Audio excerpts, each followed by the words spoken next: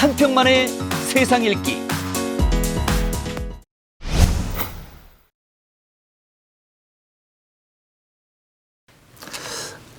이런 상황에서 이제 동북아 안보 구조를 보면은 동북아에서는 한국은 미국과 동맹 관계를 유지하고 있고 북한은 중국과 동맹 관계를 유지하고 있습니다.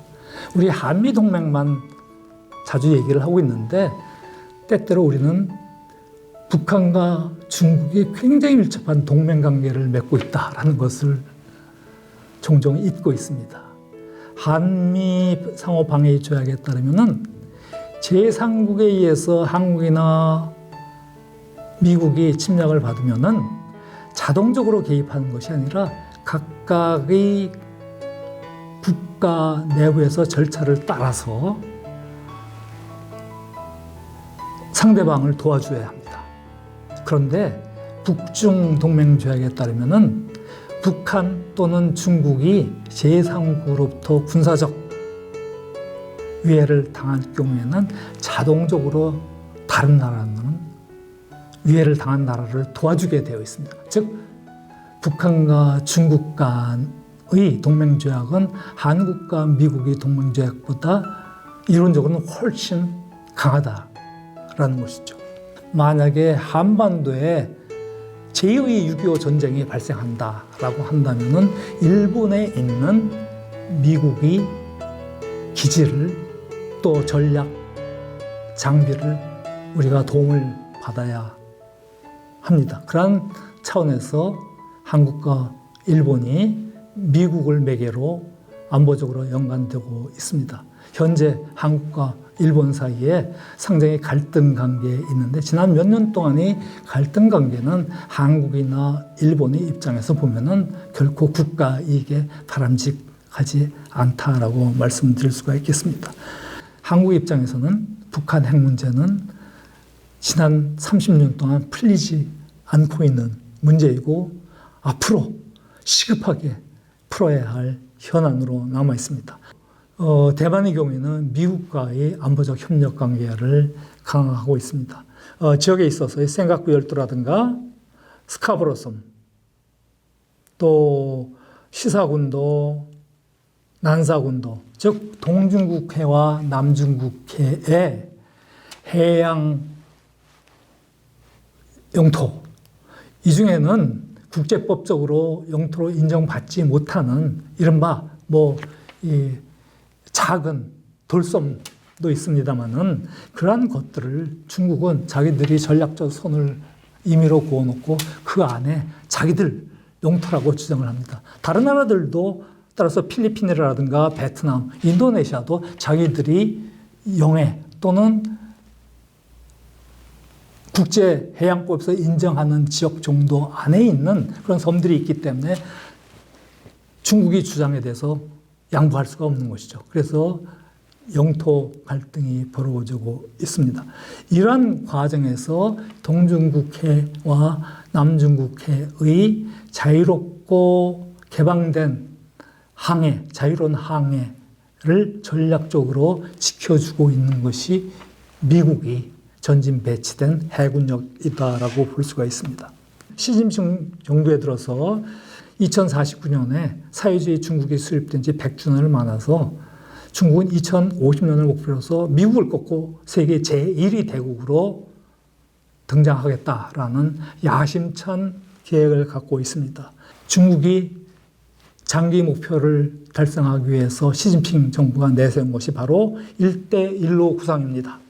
중국은 동남아시아 지역, 또 인도양 지역을 거쳐서 아프리카의 케냐, 나이로비, 그리고 아라비아, 홍해 지역을 거쳐서 지중해 지역까지 자기들이 해양 투사력을 팽창시키겠다는 아주 원대한 꿈을 가지고 있고 지상으로서는 과거의 실크로드의 현대판, 실크로드를 완성하겠다라는 것이죠. 이것을 통해서 명목상으로는 경제적 상호 의존, 그리고 저개발국에 대한 지원, 이런 것을 명분으로 내었었습니다만은 숨은 목적은 결국 중국이 초강대국화를 실현시키기 위한 안보 전략이 그 기저에 깔려 있다라고 할 수 있고, 그러한 중국이 야심찬 계획을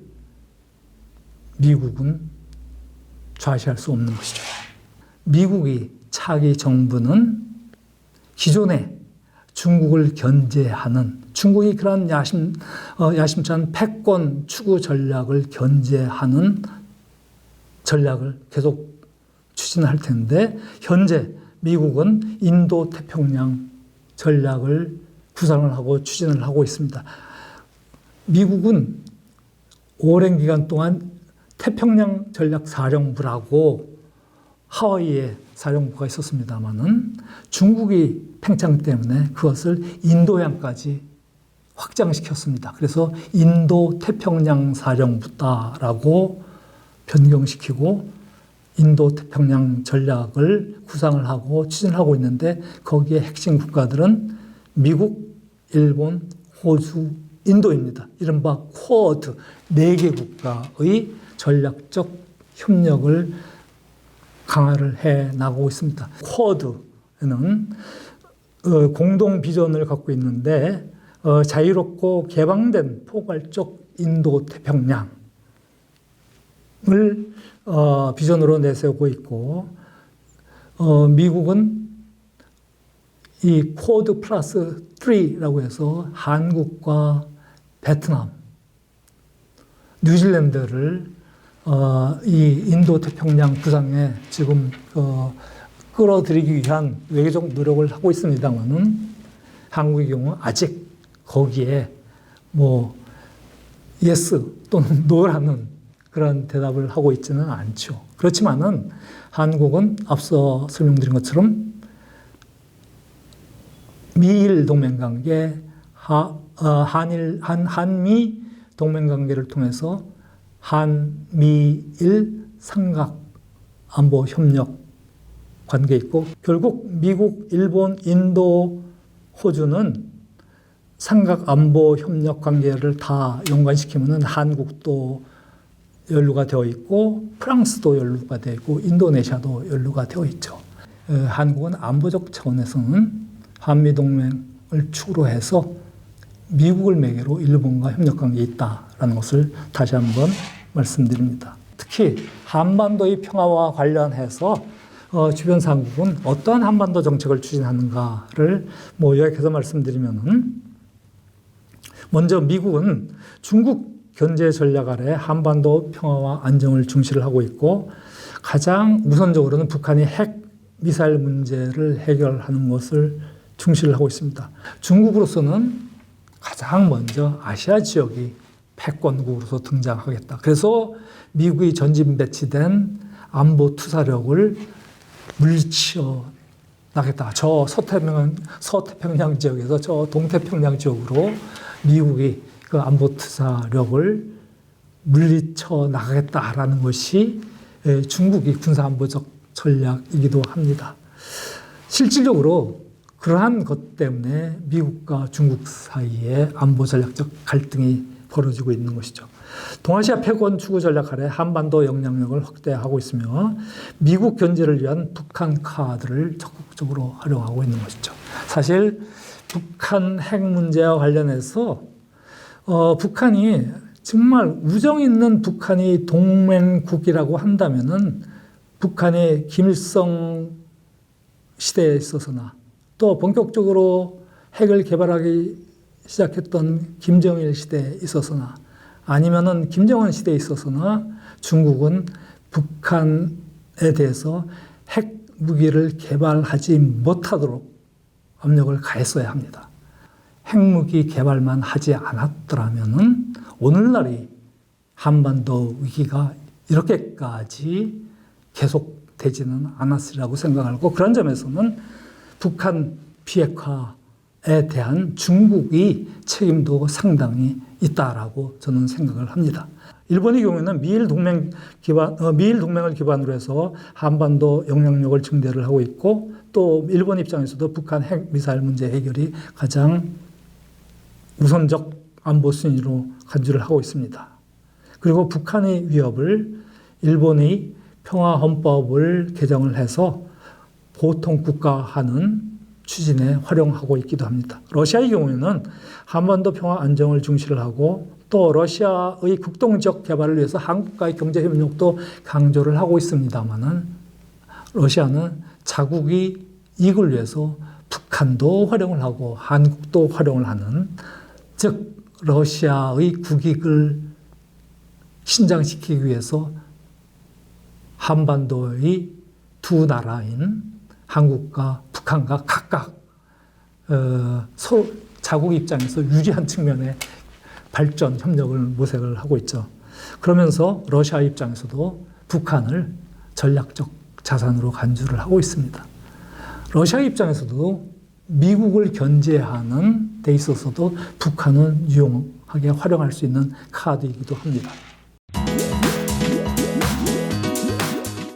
싱가포르 제1차 북미 정상회담에서의 네 가지 합의사항인데요. 미국과 북한은 새로운 북미 관계를 수립을 하고 또 한반도의 지속적이고 안정된 평화 체제 수립을 위해서 노력을 하고 북한은 한반도의 완전한 비핵화를 위한 조치에 나설 것을 약속하고 그리고 6.25 전쟁 때의 미군 포로와 실종자 유해를 송환한다. 이런 네 가지 합의를 했는데 여기서 결국 핵심은 세 번째 사항, 북한 비핵화. 결국 북한 비핵화가 약속한 대로 이행되지 않음으로 해서 첫 번째, 두 번째 항목도 진전을 이루지 못하게 된 것이죠. 지난해 4월 달에 하노이 정상회담이 결렬되고 나서 김정은은 뭐라고 얘기를 했냐면 미국이 우리, 즉 북한과 공유할 수 있는 방법론을 찾은 조건에서 제3차 조미순회 회담을 할 용의가 있으며 올해 말, 즉 2019년 말까지는 기다려 볼 것이다. 이것은 바로 북한이 요구하는 방식의 미국이 협상안을 갖고 나오라는 것이죠. 미국으로서도 받아들일 수 없는 것이죠. 그리고 올 7월 달 김정은은 뭐라고 얘기를 했냐면 이제 노골적으로 우리는 핵 보유국으로 자기 발전의 길을 걸어왔다. 사실 2016년 5월 달에 7차 당대회에서 북한은 우리는 동방의 핵 강대국이 되겠다라고 노동당 당대에서 선언을 했습니다.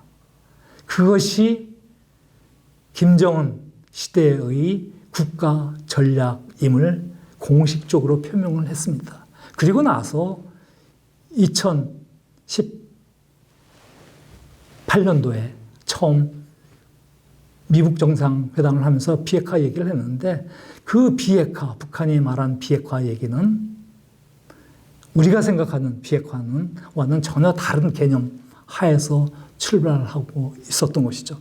미국과 북한 사이에 핵 협상을 했습니다만 완전한 비핵화라는 용어의 의미가 서로 다릅니다. 미국에 있어서는 그리고 한국도 마찬가지입니다만 북한이 비핵화입니다. Denuclearization of North Korea, 즉 최종적이고 완전하게 검증된 핵 폐기를 이야기를 하고 여기에는 핵무기, 핵물질, 핵시설 등 모든 핵 프로그램의 폐기 그리고 관련한 대량살상 무기와 미사일의 폐기를 이야기를 하고 또 그러한 것을 검증 가능한 방법으로 폐기를 하는 것입니다. 그런데 북한의 경우에는 한반도의 완전한 비핵화는 조선반도의 비핵화입니다. 북한은 한 번도 북한 비핵화, 북의 비핵화라는 것을 쓰지 않았습니다. 즉 북한이 쓰는 조선반도의 비핵화, 즉 한반도 비핵화라는 얘기는 북과 남, 즉 북한과 남한 지역 안에 있어서뿐만 아니라 조선반도, 한반도를 겨냥하고 있는 주변으로부터의 모든 핵 위협 요인을 제거하라는 거죠. 즉 미국이 동아시아, 태평양 지역의 전략 자산도 제거하라는 얘기와 다름이 없습니다. 만약에 북한이 핵으로 위협을 한다면 그 핵 위협에 대응하는 전략 무기로서 대응을 해야 되겠죠. 바로 그것이 미국이 한반도에 전개할 수 있는 전략 자산이고 또 한미 합동 군사 연습을 완전히 중단하고 궁극적으로는 주한 미군 철수와 한미 동맹을 철폐하라는 얘기입니다. 그래서 북한은 북한도 핵 보유국이니 이제는 북한 비핵화가 아니라 핵 보유국끼리 핵 군축을 하자라는 얘기입니다.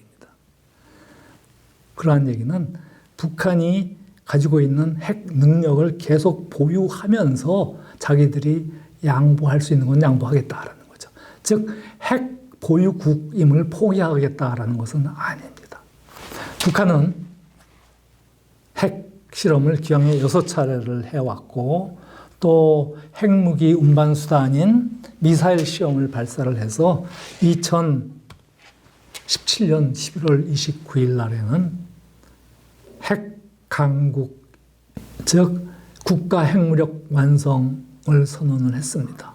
사실상 핵 보유 국가이고 그 이후 북한은 지속적으로 핵무기를 개발을 해서 최소 2020년 스웨덴의 국제평화연구소의 평가에 따르면 최대 60개의 핵무기를 보유하고 있다. 세계 핵 전문가들이 북한은 최소 20개에서 최대 60여 개의 핵무기, 즉 실전 배치 가능한 핵무기를 보유를 하고 있고 또 매년 영변 지역에서 두세 개, 또 영변 이외의 지역에서 두세 개의 핵무기를 계속 개발하는 물질을 생산해내고 있다라고 평가를 하고 있습니다.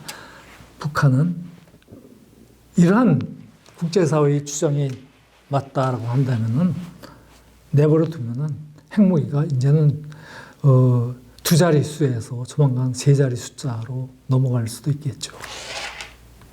이러한 상황에서 우리는 한반도 평화를 어떻게 만들어 갈 것인가를 이야기를 해야 할 것입니다.